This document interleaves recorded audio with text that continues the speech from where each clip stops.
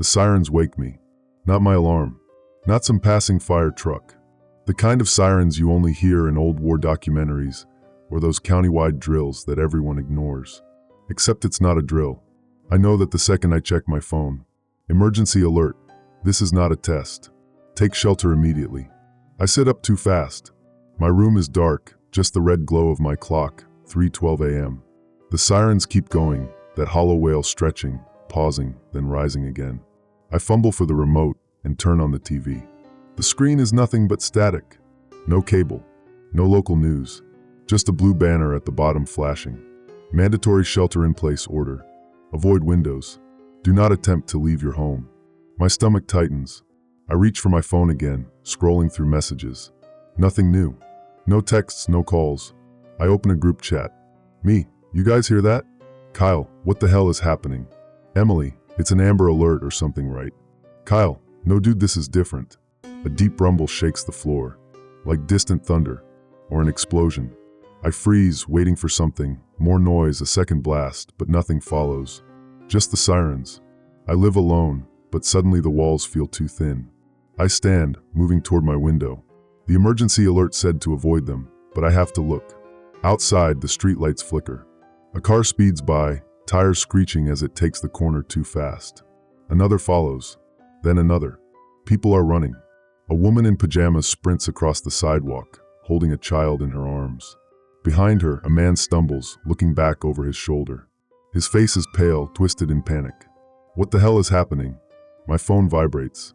Another alert. Attention, do not engage with unknown individuals. Do not attempt to travel. Remain indoors. Unknown individuals? I turn toward the door, checking the deadbolt. Locked. I flick off the living room light, heart hammering in my chest. My breath feels too loud. Kyle, bro, I swear to God I just saw a military truck. Emily, are they evacuating us? Me, I don't know. I think people are running from something. Another rumble. Closer this time. My ceiling light sways slightly, casting slow-moving shadows. The sirens shift. Their tone deepens, growing more distorted, warping into something less like a warning and more like a response. Outside, a streetlight buzzes and dies. A new sound joins the sirens. Low at first, just on the edge of hearing. A clicking. A sharp, rapid clicking, layered beneath the wail of the alarms. I step back from the window. My hands are shaking. Another alert. Do not leave your home. Wait for official instructions. But there are no instructions. No news reports. No voices on the radio. Just sirens. And that clicking. The clicking doesn't stop. It's faint at first, barely audible beneath the warbling sirens. But as I stand in the dark of my living room, my back pressed against the wall, I realize it's getting closer. Faster. A scattered, insect-like chittering, layered over itself, moving in erratic bursts. It's not wind. Not rain. It's something else. I move away from the window. My fingers grip my phone so hard my knuckles ache. Another vibration. Emergency alert. Shelter in place. Do not engage. Await further instructions. My lungs feel tight. My mind races. This isn't how alerts work. I've seen Amber Alerts, weather warnings, even that weird presidential test last year. But this? There's no reason. No explanation. No severe thunderstorm warning. No chemical leak reported. Just do not engage. What am I not supposed to engage with? I need sound. Voices. Something to break the emptiness. I turn on the radio. There's static at first. Just a wash of white noise. Then something underneath it. A voice. I lean in, turning the volume up. Repeat, stay indoors. Do not engage with them. Wait for the all clear. The voice is distorted, skipping in and out, like a bad transmission from a war zone. Another voice cuts in, frantic, barely understandable. They can hear through the sirens. I repeat, they can. A sharp burst of static swallows the words. Then nothing. Just the low hum of dead air. I sit frozen. My heartbeat pounds against my ribs. I stare at the radio, half expecting the voice to come back, to say something, anything. But the station is gone. A new noise replaces it. At first, I think it's static again, but no. It's deeper, rougher, a dragging sound, like something heavy scraping against asphalt. I grab the remote and mute the TV. The sirens still wail, but beneath them, closer now, is that sound. A slow, deliberate pull. Scrape. Pull. Scrape. Something is out there. A shadow moves past my window. My stomach drops. It's fast. A blurred figure, taller than a person but moving low to the ground, disappearing beyond the street lamp's reach. I don't see it clearly, but I see enough. The shape is wrong. Too many limbs, bending in ways that make my skin crawl. The lights flicker. My phone vibrates in my hand. Emergency alert. If you see them, do not make noise. Do not respond. Do not look at them. My mouth goes dry. I turn my phone on silent, my fingers clumsy and shaking. Outside, the scraping sound pauses. I hold my breath. Something taps against the glass of my window. Not hard. Just once. A slow, deliberate tap. I stare at the darkened glass, too afraid to move. Another tap. My stomach knots. Then I hear it. A voice. Not from the radio. Not from my phone. From outside. Low. Too smooth. Familiar. It says my name. Ethan. The voice is wrong. It sounds like my mother. But my mother is dead. My chest tightens. Every instinct in me screams, don't look. The sirens wail louder. Another transmission crackles through the radio. The same distorted voice as before, but now it's urgent. They mimic. Do not listen. Do not speak to them. Keep your doors locked. The thing outside taps the window again. A little harder this time. Ethan, let me in. My hands clench into fists. I close my eyes. Count my breaths. Think of anything except the voice outside. Something shifts on the porch. A dragging sound. Footsteps. Then silence. I stand there for what feels like forever. The sirens pulse, stretching out into the empty night.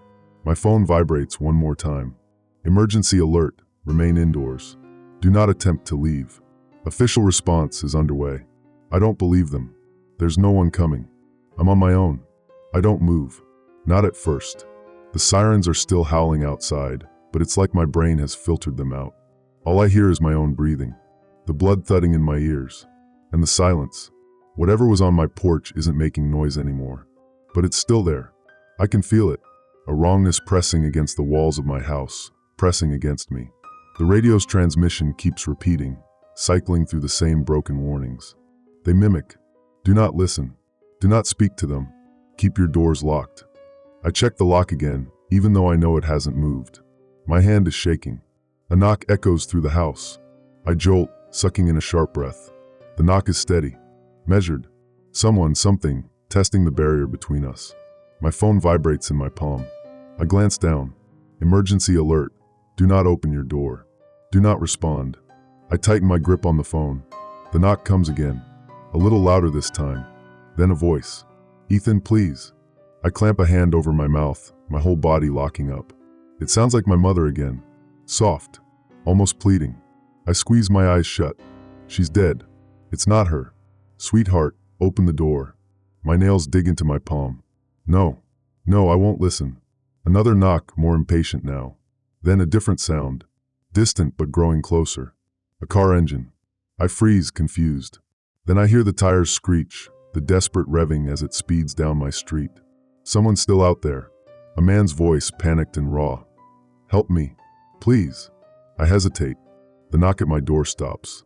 For a long, terrible moment, there's nothing but the wailing sirens and that speeding car. Then, a sickening crunch. Metal crumpling. Glass shattering. The car crashes. I suck in a breath, forcing myself toward the window, careful to stay out of sight. I peer through a sliver of space in the curtain. Down the street, the car has slammed into a streetlight. Smoke rises from the hood. The driver's door is open.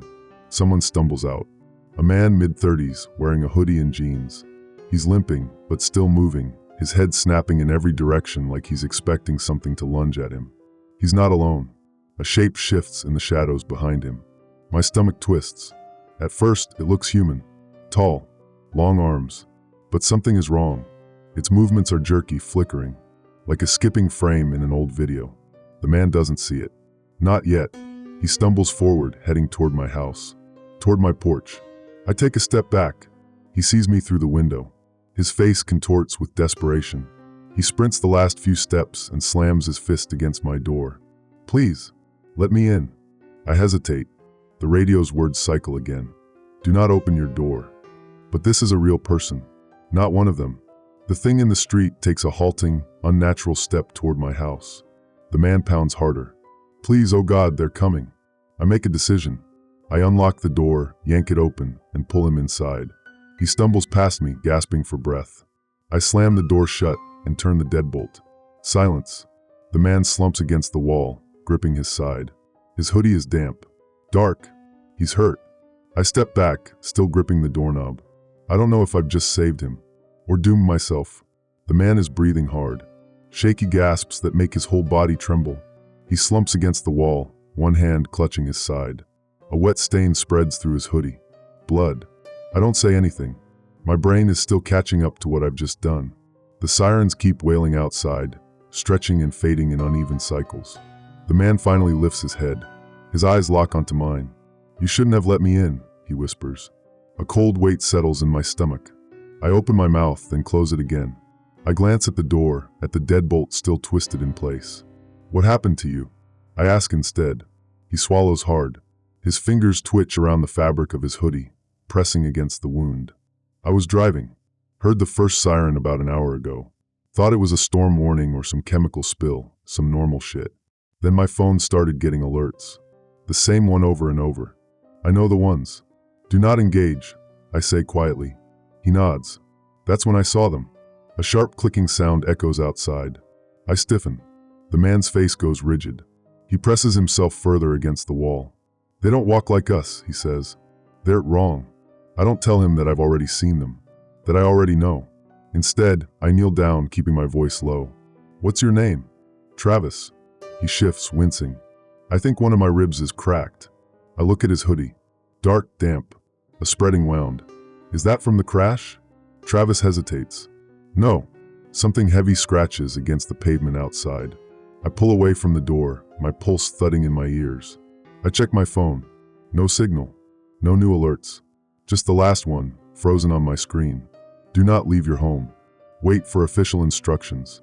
I'm not waiting. I move to the window, keeping myself low, peeking through the slats of the blinds. The crashed car is still there, smoke rising from the crumpled hood. The streetlight flickers. Something stands beside the wreck. At first, my eyes refuse to focus on it. Like my brain is rejecting the shape, refusing to process it properly. Too tall. Limbs twitching. Its head tilts too far to one side, as if its neck is barely holding it up. And then, it moves. I flinch.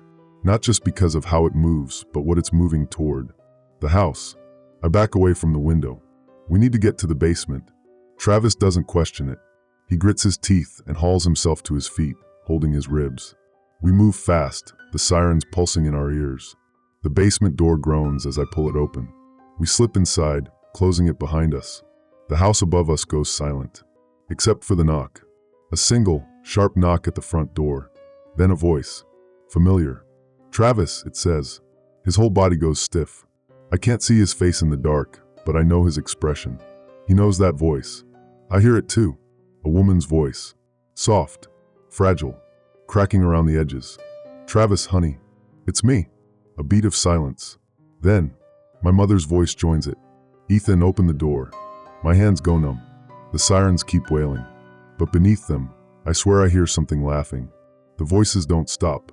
Soft. Gentle. Deceptive. They call our names through the front door, just on the other side of the wood. Travis. Ethan. Let us in. I grip the basement door handle, my pulse hammering in my skull. The air is thick, heavy. The wrongness is pressing in again. Travis is shaking. His breathing is ragged, uneven. His eyes are locked on the door above us like it might split open at any second.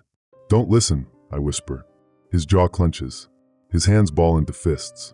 A slow, deliberate knock rattles the wood. Then my mother's voice again. Ethan, sweetheart. It's okay. I exhale through my nose, my grip tightening. She's dead. She's dead. Travis stumbles back a step, still staring at the door. His whole body is trembling. The voice calling for him is different from mine. A woman. Softer. But there's something inside the softness, something rotting beneath it. It speaks again. Travis, baby, I'm so scared. Let me in. His breath hitches. He stares at the ground, his lips slightly parted, like he's holding something back. I grab his arm. Not hard, but enough. Enough to ground him. Who is it? I ask, keeping my voice low. He doesn't look at me. He swallows, throat bobbing. My wife. I feel my stomach drop. I say nothing. I don't need to. His wife is dead. Just like my mother. The sirens outside pulse, shifting frequencies. The whole house seems to hum with them. The knocking turns to scratching. Slow at first. A careful, testing scrape along the wood, like fingernails dragging against it. Then faster. More desperate. Travis tenses, his breath coming in short bursts. It's not her, I whisper. It's not her, Travis. His fists clench. His face twists like he wants to believe me. But the voices are so real. Baby, please, his wife's voice whimpers. I need you. A new sound crawls through the wood. A wet, choking sob. Like she's crying. Like she's breaking apart behind the door. Travis shuts his eyes. His chest rises and falls in erratic patterns, his fingers twitching toward the handle. I hold my breath. If he opens it, we're dead. I don't know how, but I know. I force my voice to stay steady. What's her name? He doesn't answer. The voice outside hiccups through another sob. Travis, please, don't leave me again. I grab his wrist. Hard this time. What's her name? His breathing shudders. He finally looks at me, and I see it, the doubt creeping in. I don't know how long we stand there, but eventually his fists uncurl. His shoulders sag, the weight crushing him. He shakes his head. A whisper. No. The scratching stops. Silence. A cold, suffocating silence. Then, a click. A slow, careful turn of the doorknob from the other side. My whole body locks up. The door is locked. It's locked. But that doesn't matter. They're still trying. Still testing. I pull Travis down the stairs with me, moving deeper into the basement. My lungs feel tight. Every instinct in my body is screaming at me to run, but there's nowhere to go. The sirens outside change again. They warble. Not a mechanical shift. Not feedback. Something underneath them. Something else making noise with them. A second frequency. Clicking. It rises and falls, layered under the sirens like a hidden pulse, like a second voice buried beneath the first. And suddenly I understand. The sirens aren't just warning us. They're calling something. I swallow down the panic clawing up my throat. We need to block the door. Travis moves fast. We grab whatever we can, old furniture, crates, a broken chair. We stack them against the basement door, creating a barrier. It won't hold forever, but it's something. Above us, the doorknob stops turning. The voices stop. Then a new sound. Low, deep, a distant bone-vibrating hum. Not from inside the house. Not from the sirens. From outside. Travis stiffens. He hears it too. We exchange a look, barely breathing. Then, something moves past the basement window. A dark shape. Lurching. Twisting. I don't look at it. I won't look at it. Travis grabs my arm. His grip is ice cold. The sirens keep wailing. The house creaks under their pressure. The thing outside stops. And then, it knocks. 3 times. Perfectly spaced. Like a countdown. Knock. Knock. Knock. Travis grips my arm tighter. And then we hear it. The basement door unlocks. The lock slides open. A slow, deliberate click. Travis and I don't move. Don't breathe. The barricade we built, chairs, crates, anything we could find, presses against the door. But I know it won't matter. Not anymore. The door doesn't open right away. It's waiting. Outside, the sirens continue their warbled wail, the strange second frequency curling underneath them. Clicking. Almost like a voice. The thing outside the basement window shifts. A long, grotesque shadow spilling against the weak moonlight. Travis grips my arm, knuckles white. Then, the basement door shudders. A deep, unnatural weight pressing against it. Testing it. Travis takes a step back. My throat is dry. I try to swallow. My body begs me to run, but there's nowhere to go. The door shifts again. A soft, wet sound, like something breathing against the wood. My mother's voice seeps through the cracks. Ethan, she murmurs. I shut my eyes. She's dead. Ethan's sweetheart. It's not real. A pause. Then a whisper, curling with something colder. Look at me. The lights flicker. Travis jerks away from the door like he's been burned. He presses himself against the wall, chest rising and falling in sharp bursts. His wife's voice joins my mother's. Travis, baby, she pleads. We're here. Please, just look at us. I shake my head. I don't know if I'm telling them no or myself. The lights cut out completely. The basement is swallowed in darkness. Travis curses under his breath. I hear him fumbling for something, but I don't move. I don't dare move. Then, the barricade groans. A single, scraping drag against the floor. The door is opening. A sliver of space. Not enough to see anything, but enough to smell it. A deep, damp breath spills through the air. Heavy, suffocating. Travis chokes on it, coughing hard. The sliver of darkness behind the door grows. And then, a hand slides through the gap. No, not a hand. Something like a hand. The fingers are too long. The knuckles bend wrong. It twitches against the floor, testing the air, searching. A violent clicking echoes from the doorframe. The sirens scream louder. Travis scrambles back, his breath hitching. Jesus Christ. The thing at the door jerks. Like it heard him. No, like it understood him. It twists. The bones snap with a sickening crack, the hand reaching toward him. My body reacts before my brain does. I grab a rusted crowbar from the floor and swing. The metal slams against the hand with a horrible, wet crunch. A shriek rips through the basement. Not human. Not even close. The hand snaps back through the door. The weight behind it vanishes. For a long, suffocating moment, there's nothing but silence. Then, the sirens outside stop. The air is too still. Too heavy. Like something is watching. Travis coughs. I keep my grip on the crowbar, heart slamming against my ribs. My whole body is shaking. The door is still open. I move. I don't think, I just move. I shove the barricade back in place, slamming the door shut and locking it again. My breath comes in sharp, ragged bursts. Travis presses his back against the wall, eyes wild. His lips move, but no sound comes out. We sit in the dark, listening, waiting. Then, the phone in my pocket vibrates.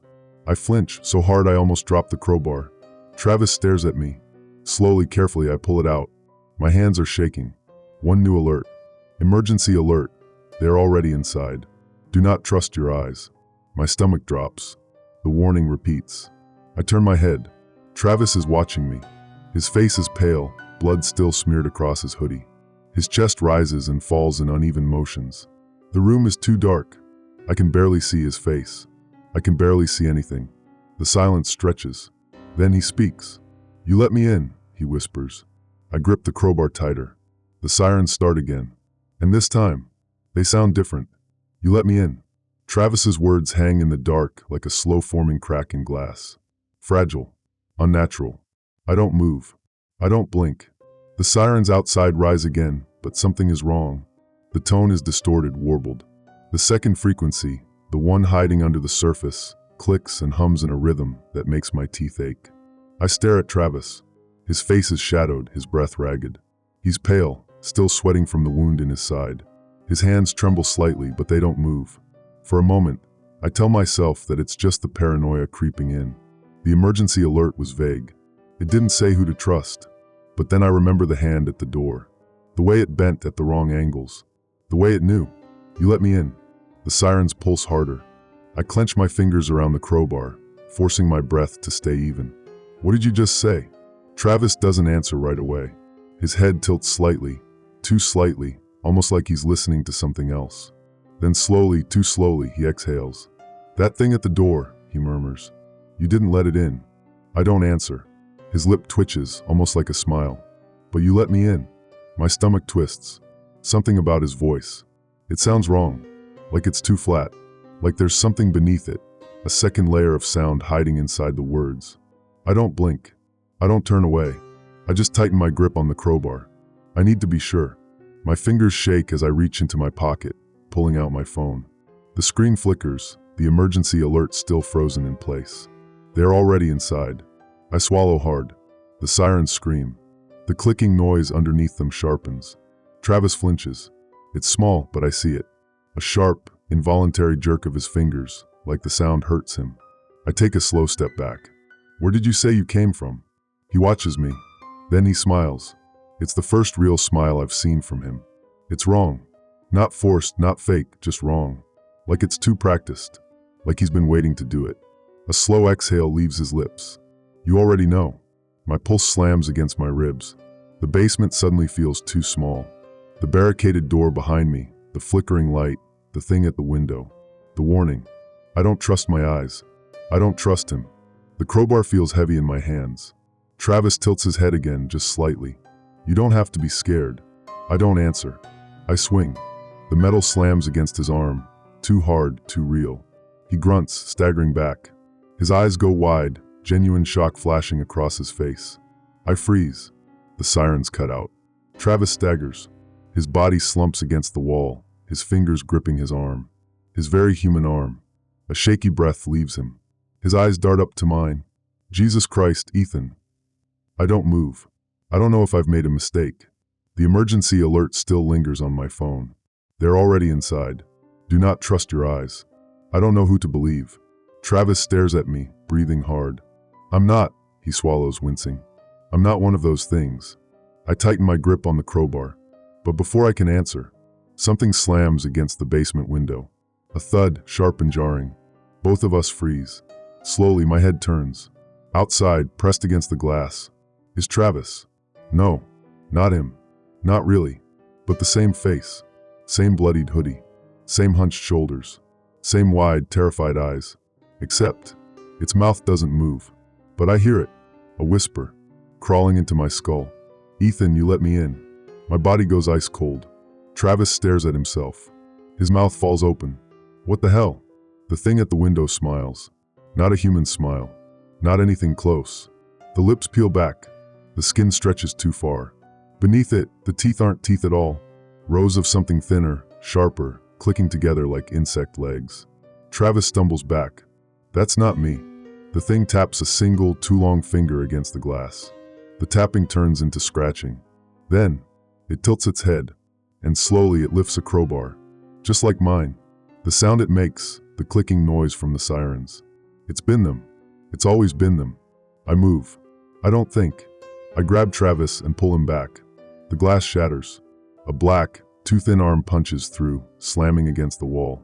The clicking roars in my skull. I don't see what happens next. I don't want to. I grab Travis by the hoodie and drag him toward the basement door. No time. No time. The thing at the window screeches, the same pitch as the sirens outside. The door shutters. I slam my shoulder against it, Travis right behind me. The sirens howl, all of them.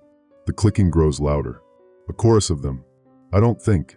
I unlock the door and run. Travis stumbles after me. The last thing I hear before the basement vanishes behind us is my own voice whispering from the dark. You let me in. We run. Up the basement steps. Across the living room. Past the darkened windows where something watches. I don't look. I don't listen. I just move.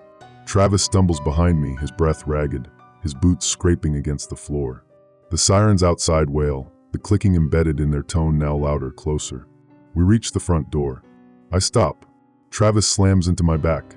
What? The door is open. Wide open. Not just unlocked. Not just cracked. Swung all the way in. The cold night air seeps in, thick with static. The street beyond is empty. Houses stand in stiff silence, their windows black, their doors slightly ajar, like a town abandoned in the middle of a conversation. The sirens keep screaming. The wind shifts, bringing with it the smell of burned plastic. And underneath it, meat. Something is out there, waiting. I swallow hard. Travis.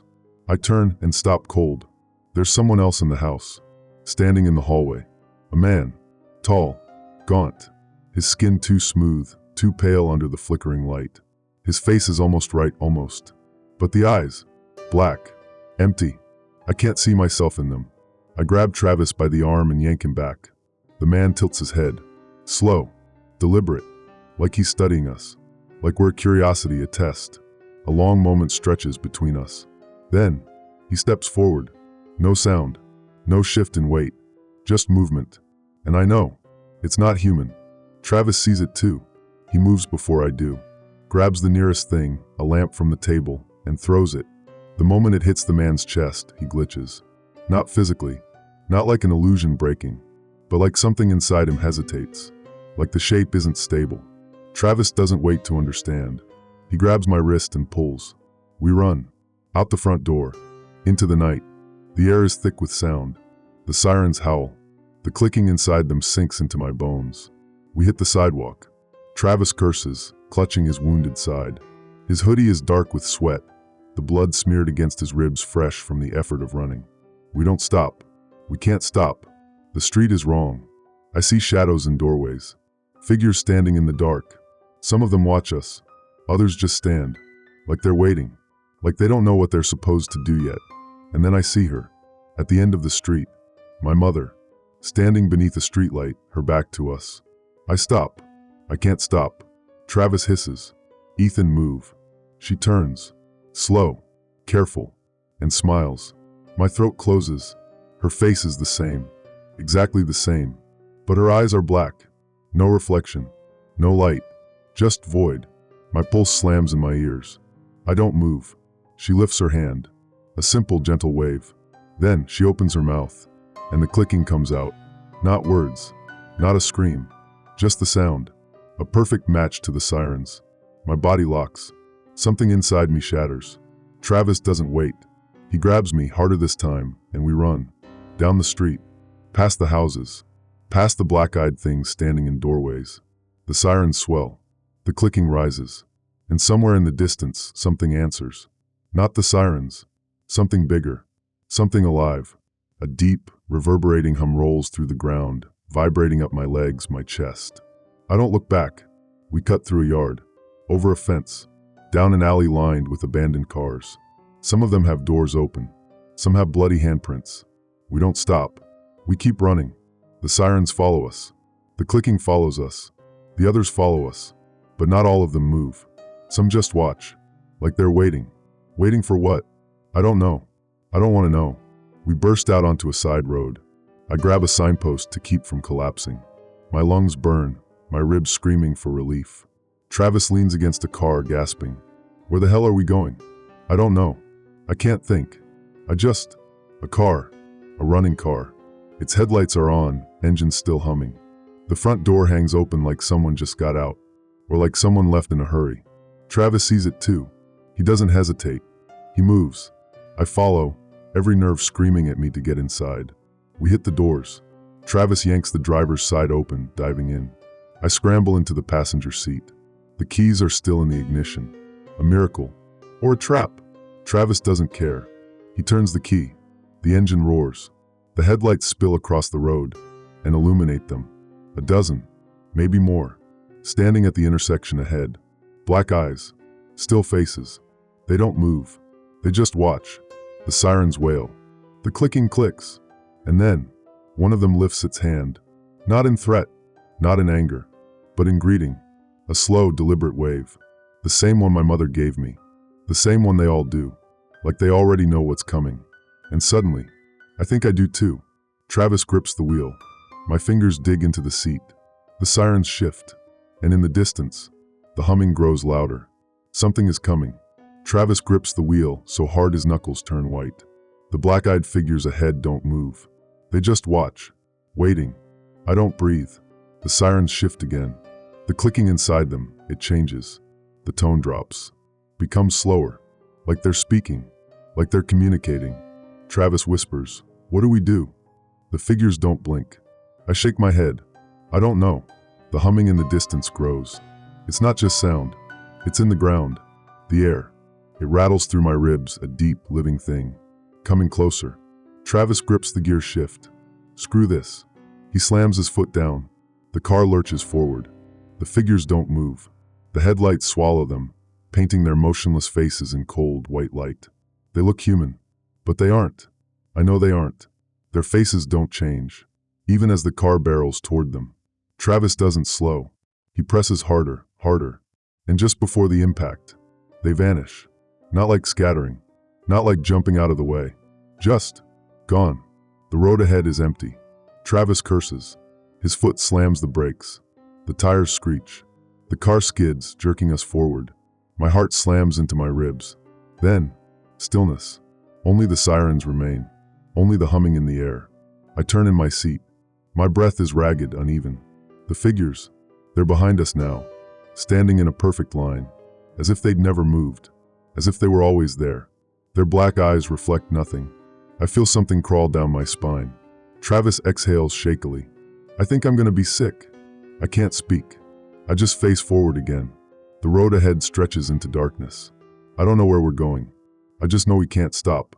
Travis shifts the car back into drive. We need to get out of this town. I nod, even though I don't know if there is an out.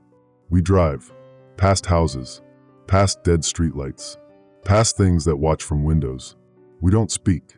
Every few miles we see them, standing on sidewalks, waiting at intersections. Their face is always the same, like they were cut from the same mold, like they were never people at all. The radio is dead air. My phone's still frozen on the emergency alert. Only the sirens remain, only the humming. And then, a figure in the road, standing dead center, facing us. Travis presses the brakes again. The car jerks. I grip the dashboard. It's a woman, short, slender, long, dark hair hanging over her shoulders. Her clothes are normal, a hoodie, jeans, but her feet are bare. Her skin looks wrong, not pale, just off, like it's too smooth. She lifts a hand, a slow, simple wave, just like the others. Travis doesn't move. He grips the wheel, fingers twitching.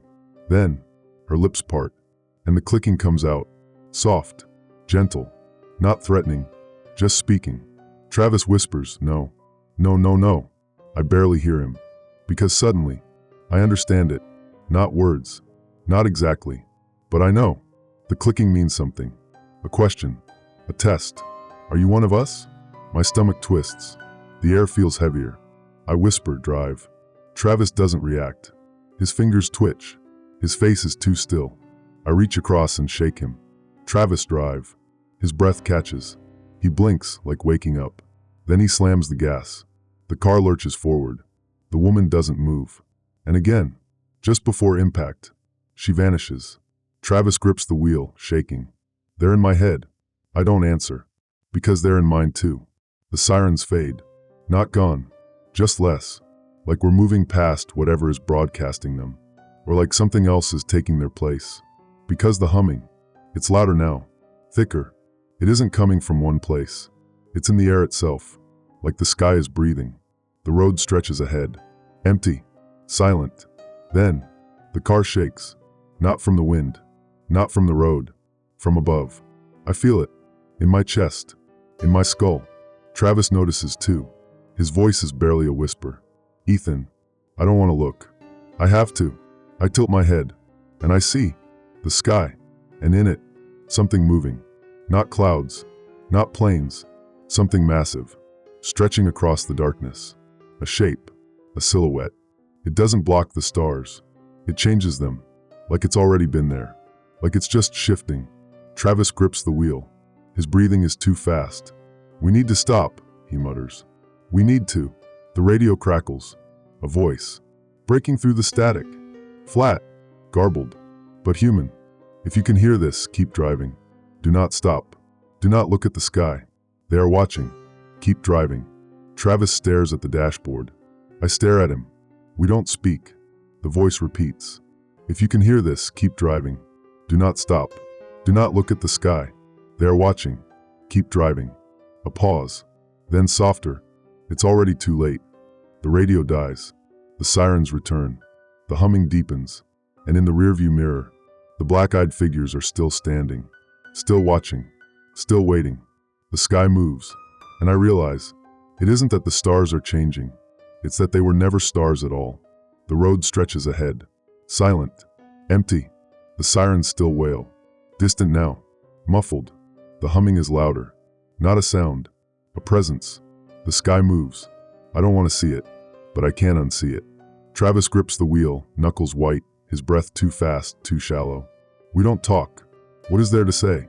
The stars, they aren't stars. They shift when I look at them directly. They stare back. The voice on the radio repeats in my head. "Do not look at the sky. Keep driving. It's already too late." But we are driving. And I did look. And now, I think it sees me. The road narrows. Fields stretch out on either side. No houses. No lights. Nothing but open land and the weight of the thing above us. The air is thick. My lungs feel heavy. The car shudders, like something presses down on it. Travis grips the wheel tighter. "Ethan." His voice is wrong. Tight. Shaky. I don't answer. Because I can see it now. Not just the sky. Not just the stars that aren't stars. Something else. Something descending. A shape, vast, endless. Not a ship. Not an object. A presence. Like the sky is peeling open. Like something is coming through. My body locks. The humming sinks into my bones. I feel it now. In my chest. In my skull. A pulse. A rhythm. And for a moment, I swear I can hear thoughts that aren't mine. The road curves. The engine stutters. Travis slams the gas. Nothing. The car slows. Like it's being pulled back. Like the gravity here is wrong. Travis mutters, no. No, no, no. His hands tremble. He slams the wheel. Come on. The engine dies. The headlights flicker. The car rolls to a stop. I feel my heartbeat in my throat. The sirens are gone. The clicking is gone. Now, only the humming remains. Deeper. Closer. Like it's inside me now. I whisper, Travis. He doesn't answer. His fingers twitch. His eyes, they're locked on the rearview mirror.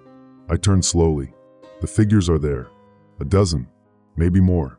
Standing in the road behind us. Still, waiting. Their black eyes reflect nothing. No headlights. No moonlight. Just void. One of them steps forward. Their mouth opens. The clicking begins again. Soft. Gentle. And this time, I understand it. Not words. Not exactly. But meaning. You are never going to leave. My blood runs cold. I hear another sound now. Not from the road. Not from the figures. From the sky. Something deep. Low. A frequency that I feel more than hear.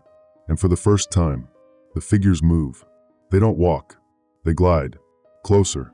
Their faces don't change. No malice. No anger. Just certainty. Because they know. They've always known. Travis moves first. He yanks the door handle. Nothing. The locks won't budge. He pounds his fist against the glass. Let me out. I try my side. Nothing. The air thickens. The sky is wrong. Closer. It isn't just above us anymore. It's all around us. A shape without form. A vast, living presence. And suddenly, I feel small. Like I was never meant to see this.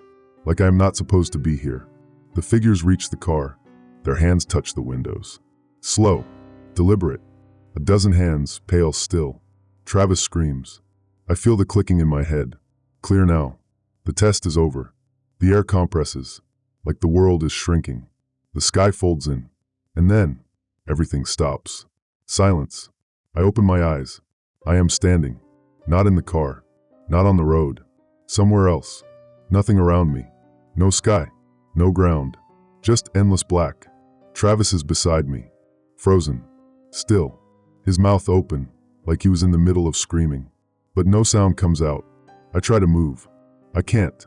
And then, I see them. Not the figures. Not the black-eyed things from the road. Something bigger. Something behind the sky. I can't comprehend them. Not eyes. Not faces. Just watching. Like we are nothing. Like we are ants trying to understand the ocean. A voice, not a voice. A thought. A message. We have always been here. My vision blurs. The air turns to static. And for a moment, I understand. Not just the sirens. Not just the figures. But everything. What they are. What they've always been. What they've been waiting for. And then, everything breaks. I wake up, lying on a cold floor. A house. A living room. Familiar. Mine. The sirens are silent. The sky outside is normal. The stars don't move. I sit up. My hands tremble. Travis is gone. The car is gone. No figures in the street. No clicking. Just silence. Like none of it ever happened. But I know the truth. I can still feel it. The weight in the air. The way the sky still feels like it's watching. And I know. It wasn't a dream. It wasn't a hallucination. I was never meant to leave. But they let me. Why? My phone buzzes. A single notification. Emergency alert. No threat detected. My breath catches. The air is too still. I look outside. The street is empty. The stars are bright. And yet, I don't trust them. I will never trust them again. Because I know the truth now. The sirens weren't a test. They were a warning. And whatever was behind the sky, it's still there. It's always been there. And someday, it won't let us go.